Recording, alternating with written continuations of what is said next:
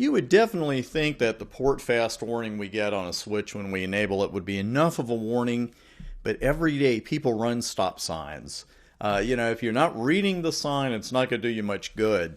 So before we start this discussion in the lab, let's go ahead and bring the switch up again. And I'm on an interface, and I'm going to go ahead and enable PortFast on that particular interface. And here is the message. PortFast should only be enabled, on ports connected to a single host. Great idea. Connecting hubs, concentrators, switches, bridges, etc. to this interface when PortFast is enabled can cause temporary bridging loops. Use with caution. That's a pretty explicit warning. I always love the etc. part of that. Now, it also tells you PortFast has been configured on this interface, but will only have effect when the interface is in a non-trunking mode. And that's it. Now, this lab is a little bit different than the previous one, because what I've done on purpose, not something you do in a production network, I do have a switch connected to this port. So we are getting BPDUs in on it. And the reason I'm doing that is I want you to see these two security tools in action that we're about to use, because the switching loop is bad enough. I'm not saying that's an okay thing. It's not an okay thing. But what's worse is that scenario could lead to another switch becoming a root bridge. And you might think, well, it's not that big a deal. Well, it would be if we didn't have administrative control over that root bridge. And people have actually managed to introduce rogue root switches or root bridges to a network in this manner. So we've got to go beyond the port fast here and look at a couple of different ways to combat this particular situation. And one defense against that possibility is BPDU Guard. Now I've got all caps here, which is very rare for the word any, and I'm probably going to emphasize that a couple of times in this discussion. The reason is because the next security tool we look at, Root Guard takes action if a superior BPDU comes in on that port. We're going to see that live in the next part of the course. But BPDU Guard takes action if any BPDU comes in.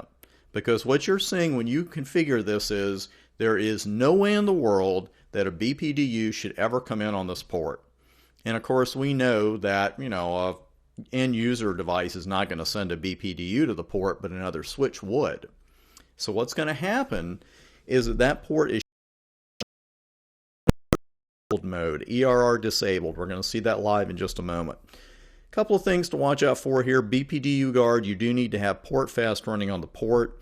There are two long-winded ways to enable BPDU Guard. At least it seems that way when you read them. Now, if you're going to configure it on a per port basis, which is what we're going to do, you use the interface level spanning BPDU Guard enable command. To enable it globally, use the spanning PortFast BPDU Guard default command in global mode. So two different ways.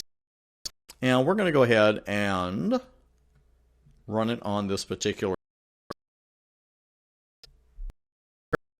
BPDU Guard. Don't accept BPDUs on this interface. That's about as straightforward as it gets. Then you've got to either enable it or disable it. So we enable it, and almost immediately we're getting span tree block BPDU Guard messages. And I know a little bit of that is off the screen. I'll show it to you, but there it is, span tree block BPDU Guard. And this is descriptive as it gets. Receives BPDU on port Fast Ethernet 010 with BPDU Guard enabled, disabling port.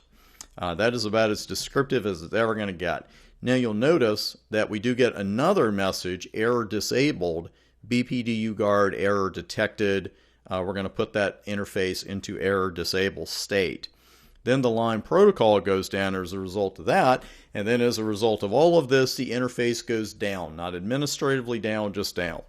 So there's a lot going on there, but you can see how quickly and effectively BPDU Guard took that port down. And it is severe, but it's a great way of preventing a rogue switch from ever getting introduced into your network in that fashion.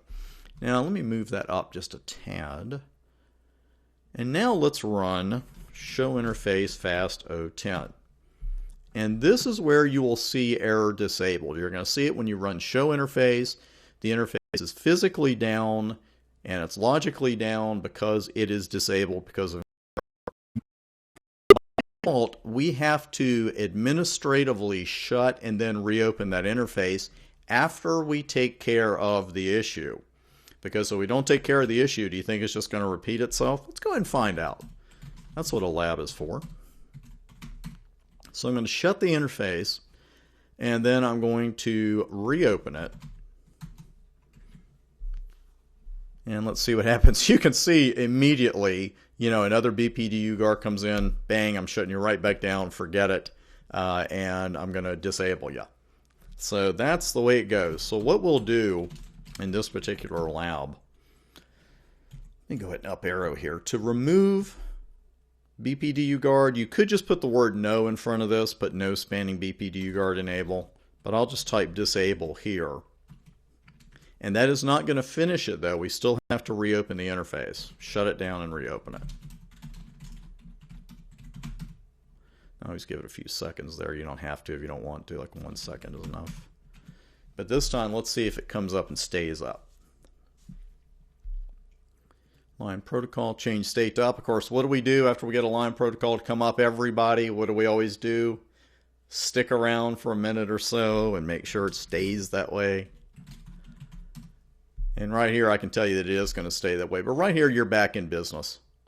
But that's how effective BPDU Guard is. It is a fantastic tool. Just a couple things you need to know. Of course, how to enable it, how to disable it, and now you know where to look for error disabled. But that is not the only guard that we have. We have another guard. It's actually called root guard. And we're going to talk about that and see that in action on the next video. So I will see you there.